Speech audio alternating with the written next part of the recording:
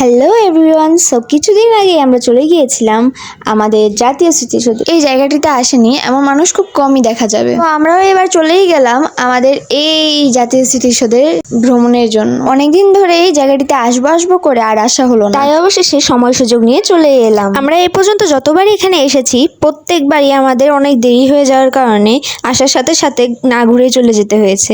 তাই এবার ভাবলাম যে তাড়াতাড়ি চলে যাব এবং তাড়াতাড়ি ভালোভাবে পুরোটা একদম ঘুরে দেখে আসবো। আর যেমন কথা তেমন কাজ, আমরা ফুল ফ্যামিলি মিলে চলে গেলাম একদম স্মৃতিসৌধে। আর স্মৃতিসৌধে নর্মালের তুলনায় আমরা 1 ঘন্টা আগে পৌঁছে যাই। আমাদের যাওয়ার সাথে সাথেই অনেক খিদে পেয়ে যায়, যে কারণে আমরা একটু বাদাম কিনে নিই আর একটু জলও নিয়ে নিই। এরপরে আমরা হেঁটে হেঁটে দেখছিলাম যে আশেপাশে কোথাও বসা জায়গা আছে কিনা, কারণ এত সুন্দর ভিউ, বসে বসে সাথে বাদাম খাওয়া অনেক মজাই লাগবে। কিন্তু অন্যদিকে আবার হয়ে গিয়েছিল মহাবিপদ। আর সেটা হচ্ছে, যেদিন আমরা যাই সেদিন মানুষ তেমন একটা ভিড় না থাকলেও প্রচন্ড রোদের কারণে অনেক গরম লাগছিল। কিন্তু সবার মধ্যে মনে হয় একমাত্র আমি আছি যার গরম লাগছিল, বাকি সবাই তো অনেক মজাই করছিল। দেখো আমার ছোট ভাই কিভাবে দৌড়াচ্ছে, মনে হচ্ছে ওর কোনো ক্লান্তিই নেই। আমি যখন পুরোটা স্মৃতিসৌধ ঘুরে দেখেছিলাম তখন আমি অনেক ছোট ছিলাম, যেই কথা আমার মনেও নেই। যে কারণে আমি এবার পণই নিয়ে নিই যে এবার আমি পুরোটা স্মৃতিসৌধ ঘুরেই দেখে ছাড়বো। আমার মনে একটা কোয়েশ্চেন জাগে যে এই স্মৃতিসৌধটা সবসময় এত সুন্দর থাকে কিভাবে? এটা পাবলিক প্লেস হলেও এটা খুবই পরিষ্কার। আসলে এখানকার কর্মীরা দিনে হয়তোবা প্রায় সময়ই ঝাড়ু দিয়ে সবকিছু একদম ঠিকঠাক করে রেখে দেয়, যে কারণে এটা সবসময় এত পরিষ্কার দেখায়। স্মৃতিসৌধে সাধারণত আমি সবসময় ভিড়ই দেখেছি, বাট এইবার গিয়ে অনেক শান্তি লাগলো, কারণ এইবার খুবই কম মানুষ ছিল, খুব 2-1টা হাতে গোনা ছিল, আর সব মানুষ ছিল একদম স্মৃতিসৌধের কাছাকাছি ভিড়ের মধ্যে। সো একটা খোলা মাঠের সামনে আমরা বসার জায়গা পেয়ে যাই, সেখানে আমার ফুল ফ্যামিলি বসে পড়ে, আমিও বসে পড়ি। বসে বসে আমরা বাদাম খাওয়া শুরু করি। আর আমরা বসে বসে ওইখানে আমি খেয়াল করি যে স্মৃতিসৌধের মাথাটা দেখা যাচ্ছে। সো সবাই বাদাম খাওয়া শেষ করো, এখান থেকে উঠে আমরা রওনা দিই স্মৃতিসৌধের কাছে যাওয়ার জন্য। অনেকদিন পর স্মৃতিসৌধকে একদম সামনে থেকে দেখার প্রত্যাশায় আমরা সবাই মিলে হাঁটতে থাকি।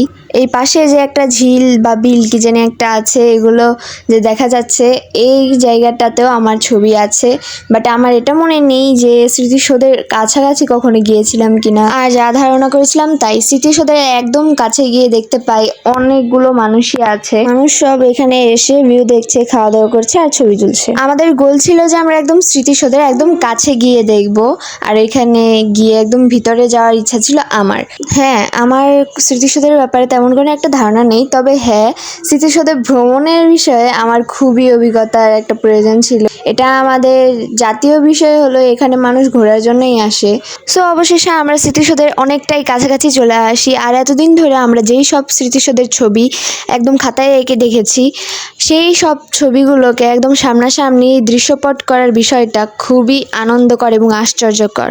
আমি অনেক দিন ধরেই এটা চাইছিলাম যে আমি স্মৃতিসৌধে আসবো আর এখানে একদম কাছাকাছি এসে দেখব। সো অবশেষে সেই ইচ্ছাটাও আমি পূরণ করতে পেরেছি। এটা দেখে আমার নিজের কাছে খুবই আনন্দ লাগছে।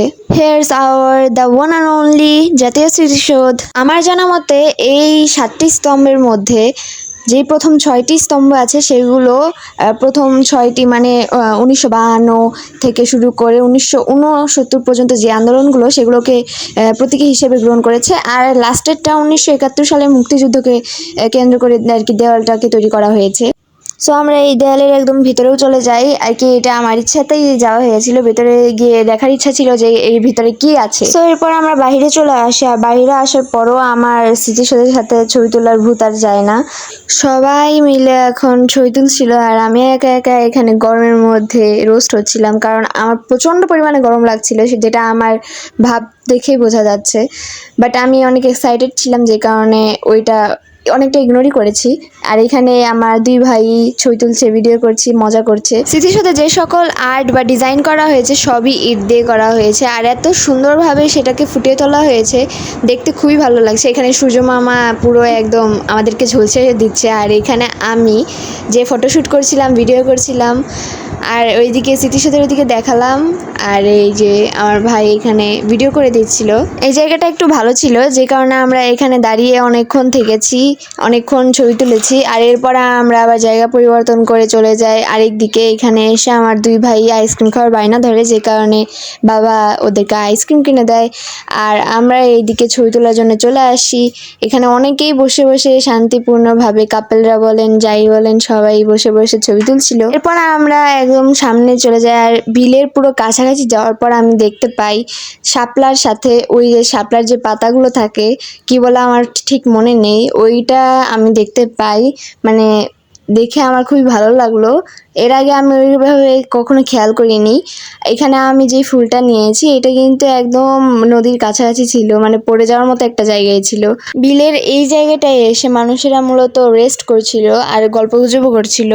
এখন আমাদের ফিরে চলে যাওয়ার পালা। সো আমরা একদম লাস্ট বারের মতো এই জায়গাটা একটু দেখে নিই, ঘুরে নিই। আমরা স্মৃতিসৌধের কাছাকাছি থাকার কারণে আমরা প্রায়শই এখানে এসে থাকি, বাট সাধারণত এত কাছাকাছি গিয়ে স্মৃতিসৌধকে তেমন একটা দেখা হয় না।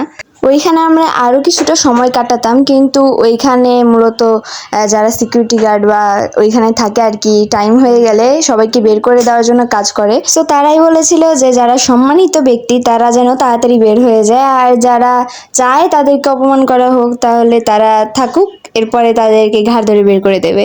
মানে কথাটা অনেকটা এরকমই দাঁড়ায়। তাই আমরা সবাই মিলে আগেই বের হয়ে গেছি। আমরা তো এখন চলে যাচ্ছি, তবে তোমরা কমেন্ট করে বলো যে কে কে তোমরা আগে স্মৃতিসৌধে এসেছিলে। সো আজকের ভিডিওটা এই পর্যন্তই রইলো। দেখা হচ্ছে পরে কোনো একটি ব্লগে বা ভিডিওতে। ততক্ষণ পর্যন্ত লাইক, শেয়ার, সাবস্ক্রাইব। বাই।